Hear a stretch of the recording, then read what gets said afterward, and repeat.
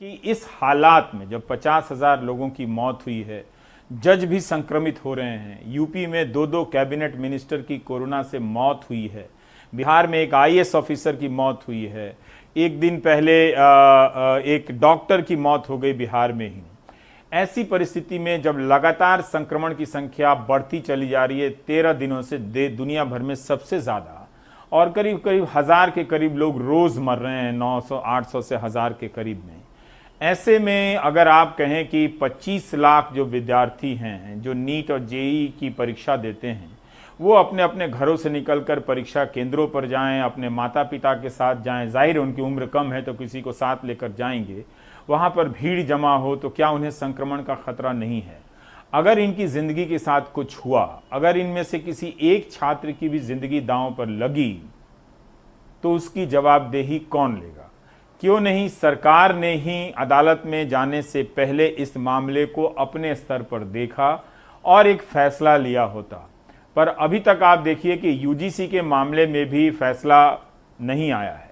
पर नीट और जेईई के परीक्षा के जो विद्यार्थी हैं वो अपने स्वास्थ्य की चिंता को लेकर काफी परेशान थे। छोटे बच्चे हैं, उनके साथ बीमार माता पिता भी जाएंगे और उनमें से बहुत लोग कई तरह के बीमारी से ग्रस्त भी होंगे। इन चिंताओं को लेकर कई घरों में मौत हुई होगी कोविड के कारण, कईयों के मोहल्ले में को कंटेनमेंट जोन बना दिया होगा। बिहार में आप देखिए 6 सितंबर तक के लिए लॉकडाउन बढ़ा दिया गया है। बहुत लोग ऑनलाइन पढ़ाई एक्सेस नहीं कर पा रहे हैं। ठीक है कि अदालत की ये चिंता कि इनका कैरियर नहीं बर्बाद होना चाहिए, लेकिन उससे पहले जिंदगी भी दांव पर नहीं लगनी चाहिए। इसीलिए ये छात्र सुप्रीम कोर्ट के इस फैसले से बहुत असहज महसूस कर रहे हैं। जो फैसला आया है कि नीट यानी मेडिकल की प्रवेश परीक्षा और जेईई यानी इंजीनियरिंग की प्रवेश परीक्षा अपने नियत समय पर होगी, छात्र अभी भी दहशत में हैं, इसे स्वीकार नहीं कर पा रहे हैं। आशीष की रिपोर्ट देखिए।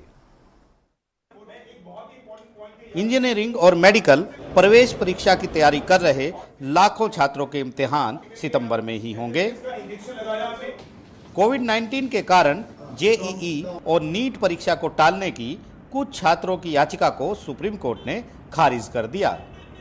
इस दौरान सुप्रीम कोर्ट ने कहा कि जीवन को रोका नहीं जा सकता, हमें सभी सुरक्षा उपायों के साथ आगे बढ़ना है। छात्रों के कैरियर को लंबे समय तक खतरे में नहीं डाला जा सकता। क्या छात्र 1 साल बर्बाद करने के लिए तैयार हैं? शिक्षा को अब खोला जाना चाहिए। कोरोना 1 साल और जारी रह सकता है। क्या हम ऐसे में 1 साल इंतजार करेंगे? क्या आप जानते हैं कि देश और छात्रों को क्या नुकसान होगा?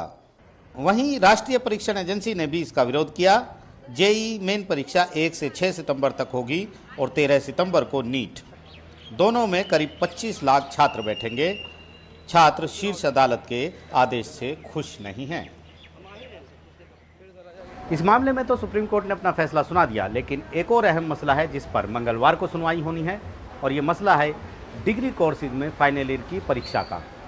एक तरफ देश भर से सुप्रीम कोर्ट में याचिकाएं आई हैं कि फाइनल ईयर की परीक्षाओं को रद्द किया जाए, लेकिन यूजीसी ने इसका विरोध किया है और कहा है कि अगर परीक्षा नहीं होगी तो डिग्री भी नहीं मिलेगी। नई दिल्ली से आशीष भार्गव, एनडीटीवी इंडिया।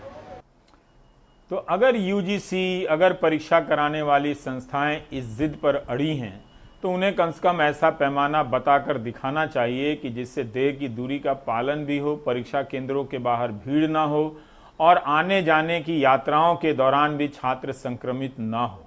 अगर इतनी बड़ी आबादी यात्रा करने लगेगी, अगर परीक्षा केंद्र दूसरे शहरों में पड़ते होंगे, तो चिंताओं का एक नया तूफान उमड़ पड़ेगा।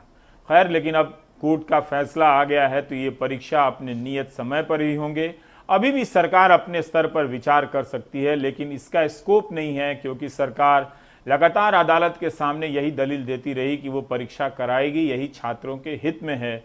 लेकिन बहुत बड़ी संख्या में छात्र इसे दूसरे नजरिए से भी देखते हैं।